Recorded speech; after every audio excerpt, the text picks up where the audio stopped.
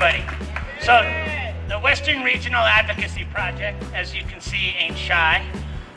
We're made up of organizations from throughout the West Coast that come from a social justice perspective in addressing homelessness and poverty in our country. We feel that if we're going to talk about addressing homelessness and not talk about the race and class issues that created homelessness, we're on the wrong boat.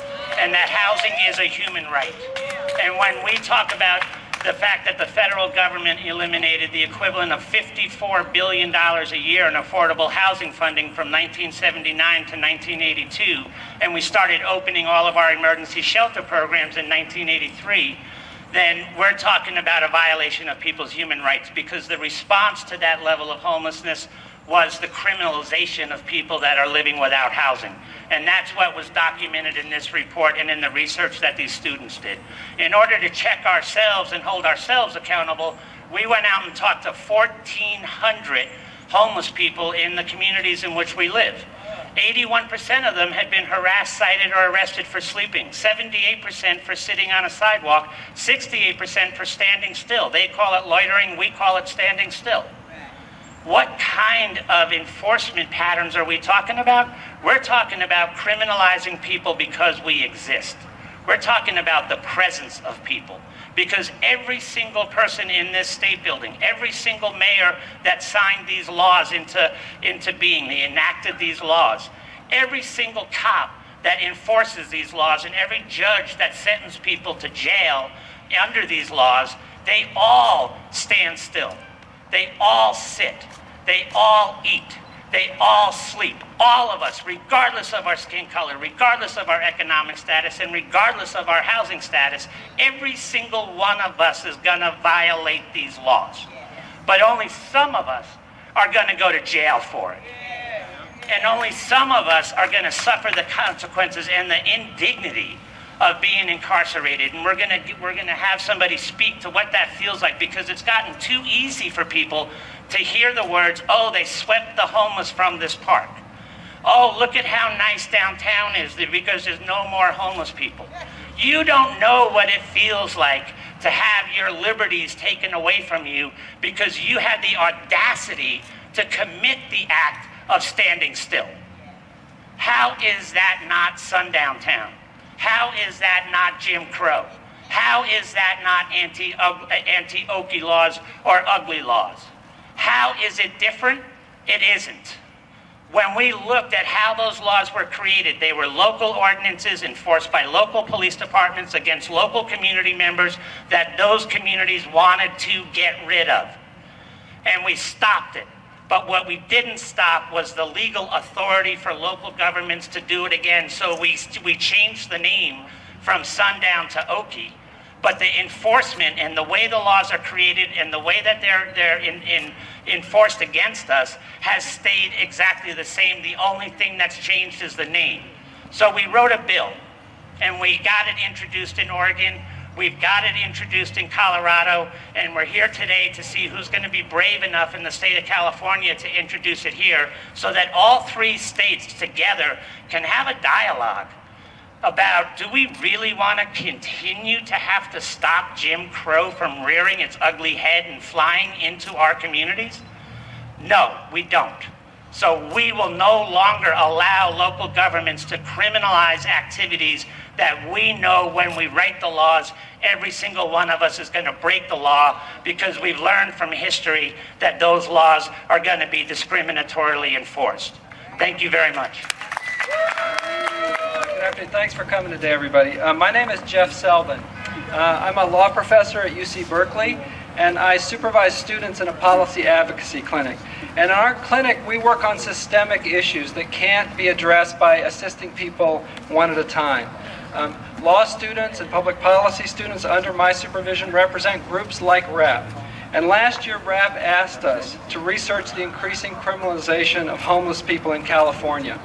The voices of advocates and the voices of homeless people are often ignored or dismissed. And RAP wanted evidence-based research to confirm or to refute their experience on the ground. So we agreed to investigate the history of laws that target or disproportionately impact homeless people, including recent trends in enactment and enforcement in California. it's really important to point out that we did not presume that the advocate's story was the accurate one. We really looked for hard evidence and data, which the students will describe shortly.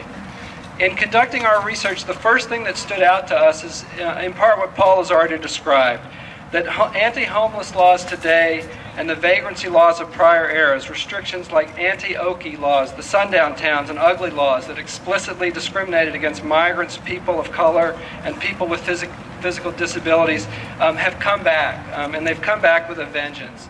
And they're designed to keep people out, to push people out, anyone deemed undesirable by local officials, business owners, homeowners. The U.S. Supreme Court in the 1970s said enough. They declared these laws unconstitutional. Why did they say they were unconstitutional? The court said the old vagrancy laws encouraged arbitrary arrests. They said they criminalized innocent activities. And they said they placed unfettered discretion at the hands of the police. Our research suggests in this elaborate research effort that these laws have come back and that they're used primarily to target homeless people. More devastating are what this means for actual individuals who have to experience the daily harassment and criminalization in cities across California. And so just to put a face on what this means, I want to invite just a couple individuals to share their personal stories on what this means to them and their struggles to stabilize their lives. So I would like to invite Russell Bartholow. When I was 18, I got kicked in the head, and that was the start of my problems. Had seizures and problems. I had economic difficulties because of that. But throughout that time, I was never able to get any help. And I applied for SSI and disability and such, but it never seemed to go through.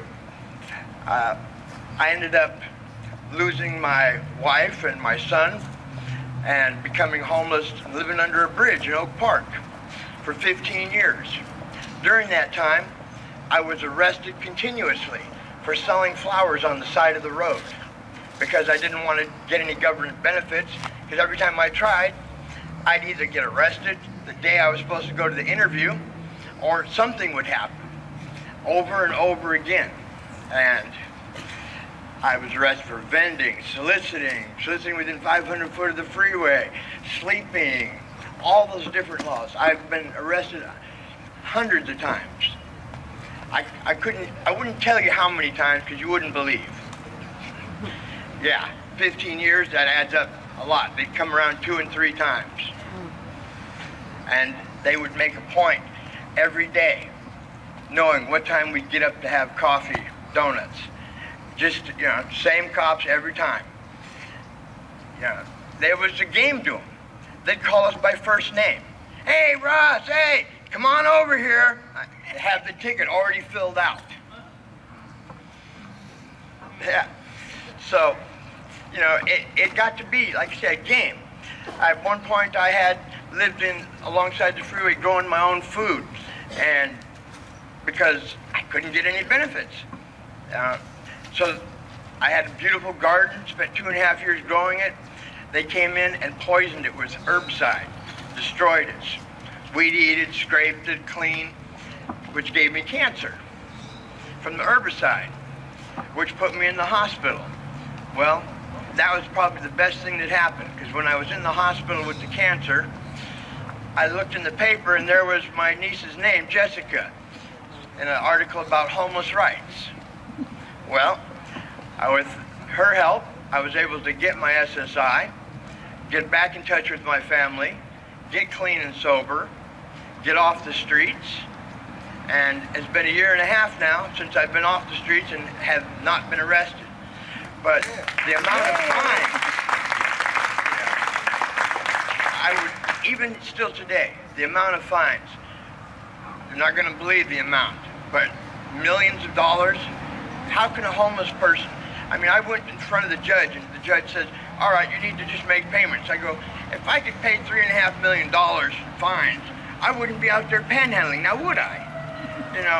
But they said, well, you still got to go make payments. And I said, well, I'll have to panhandle to make the payments because I don't have any money. That's right. And they said, well, we don't want you to do that. And I said, well, what do you want me to do? Go to jail? I said, if I do that, then you're going to charge me to go to jail. And so I'll have to do time in order to pay the fine for the time that I went to go pay the fine. Circular logic, you know. But every day I would get arrested. You know, it's just got to be a thing. You knew it. I'd have 30, 40 warrants, and the cops wouldn't take us in. They'd just arrest us, take all our property, take our money, and dump us back out. And if we did go to jail, when we came out, all our property was gone. No sleeping bags, no nothing. So what you have to do then? You have to hold a sign or sell flowers or something once again. And like I said, I was lucky. I met my niece through an act of God. And so that's how I finally was able to get off the streets. God bless you all. Have a great day. I'm a second-year law student at the UC Berkeley School of Law, and I'm a student in the Policy Advocacy Clinic. I'm briefly going to speak with you about the anti-homeless laws that we researched in this report. We studied a total of 58 cities across California that are home to over 3/4 of the state's homeless population. The 58 cities we studied have enacted at least 500 anti-homeless laws, an average of nearly 9 per city. All 58 cities we studied ban at least one daytime activity, like standing, sitting, or resting in public. 57 of the 58 cities we studied ban at least one nighttime activity, such as sleeping, camping, or lodging, in public places, including in legally parked vehicles. 53 of the 58 prohibit some form of begging or panhandling. And finally, over 20% of the cities prohibit people from sharing food with homeless people. The high number of anti-homeless laws is a recent phenomenon, however. Over half, 59% of the anti-homeless laws we studied have been enacted since 1990. If the present trend continues in California, these 58 cities will pass 11 new anti-homeless laws each year into the future unless we do something about it. Unfortunately, California cities are criminalizing these activities more than the national average. Compared to the rest of the country, California cities are substantially more likely to ban various nighttime activities. In fact, in California, we are over twice as likely to ban sleeping or lodging in vehicles than other cities nationwide. Although California cities are less likely than other U.S. cities to impose citywide bans on loitering and begging, California cities are much more likely to ban these same activities in certain public places. So to conclude, California cities have an increasing number of laws on the books that criminalize homelessness substantially more than the national average. My colleague, Marina will now discuss the enforcement of these codes. Thank you. As Nate mentioned, we did a lot of research on enactment, but at the same time, we wanted to study enforcement trends because we recognize that how laws are used on the ground on a daily basis can differ significantly from what's written on the books in municipal codes. We approached our enforcement research through two major directions: a top-down approach, looking at statewide trends, and a bottom-up approach, looking deeply at data from several city case studies. In terms of statewide trends, we looked at police agency-level arrest data reported to the California Department of Justice and the FBI. What we found is that arrests for so-called vagrancy crimes tend to follow economic cycles. So specifically, they increase several years after the onset of a recession. And in the wake of the Great Recession, vagrancy arrests continue to rise through the present day. We also know that this is not part of a general increase in arrests for all types of activity. In fact, since 2000, vagrancy arrests have risen by nearly 80%, but arrests for drunkenness and disorderly conduct have actually declined by 16% and 48% respectively. So what we see increasingly is a pattern of arresting and criminalizing people for their status, not for specific behavior like drunkenness or disorderly conduct. The second prong of our research was city-level case studies, and we looked specifically at data from 3 cities: Sacramento, San Francisco, and San Diego. We drew on both very detailed city-level data and also on interviews with key experts, for example, police officers and public defenders in these cities. What we found is that cities display tremendous variation in enforcement practices. For example, Sacramento relies primarily on one municipal anti-camping code for the bulk of its criminalization. San Francisco relies very heavily on a number of its municipal codes. And San Diego, in contrast, has traditionally prioritized enforcement through the state-level penal code rather than through municipal codes. So what this shows is that cities with the same pattern of municipal laws and the state law can display a lot of discretion in how they choose to go after homeless people. Collectively, these state and city-level enforcement trends have a major negative economic and social impact. Having homeless people be arrested and cited keeps them from having jobs and accessing the social safety nets. These laws perpetuate poverty. They also raise troubling legal questions. And finally, enforcement is very expensive. Issuing thousands of citations and arrests and processing them redirects millions of dollars that could be used towards more productive uses at the state level. So with those issues in mind, my colleague Lindsay is going to talk about the recommendations of our report. We make 3 recommendations. First, to seek a state-level solution. Second, to improve data collection and reporting. And third, to align stakeholder incentives. All of these are necessary in solving the problem, but none are sufficient in and of themselves. They work in tandem with one another. So first, I will address seeking a state-level solution. Cities and law enforcement agencies have the discretion to enact and enforce laws as they choose in different ways. It's a common practice for cities to enforce these laws against homeless people, to push them out and make them some other city's problem. We need to recognize that this is a state issue and that it affects every one of us in all cities. And the Right to Rest bill is a first step to addressing this issue. In writing this report, we recognize that there were disparate ways of data collection and reporting at the city level, both in the enactment and in our enforcement research. On the enactment level, looking at the different municipal city codes, they were different in how they were organized. Some discussed when the laws were passed, some did not. Creating a story was difficult given these different ways of organizing the municipal city codes. And on the enforcement side, we also faced challenges. Enforcement data is collected in different ways in each city, if at all. And none of the cities that we researched tracks enforcement against homeless people specifically, and none record the housing status of those they are citing and arresting. Which brings me to the third and final recommendation that we're making, which is to align stakeholder incentives. As we can see today, this has already started, that the community is rallying behind this issue. That's right.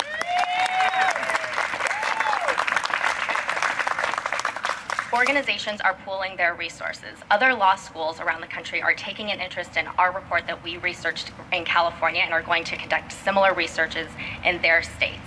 And other states are also taking the lead at the statewide level.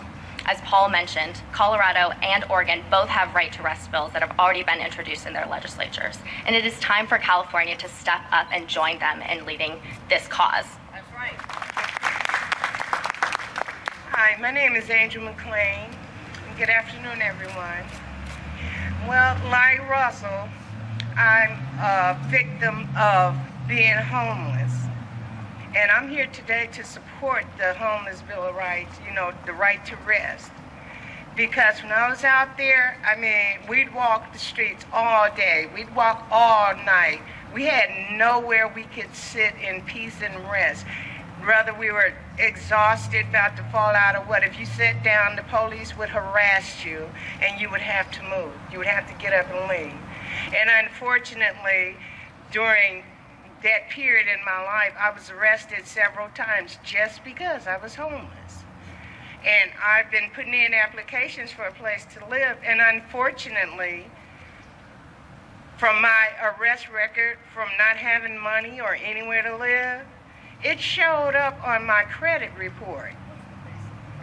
I had an interview for an apartment here like about 3 months ago. And you want to know why I was denied?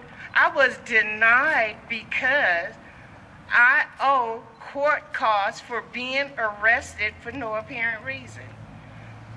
So guess what that made me? Still homeless. It didn't help any, it just made my situation worse. So I'm hoping that we can get as much support from everyone as we possibly can, because this is something that is really needed. You know, we're people, not puppies. Even a dog has a house. How come we can't have one?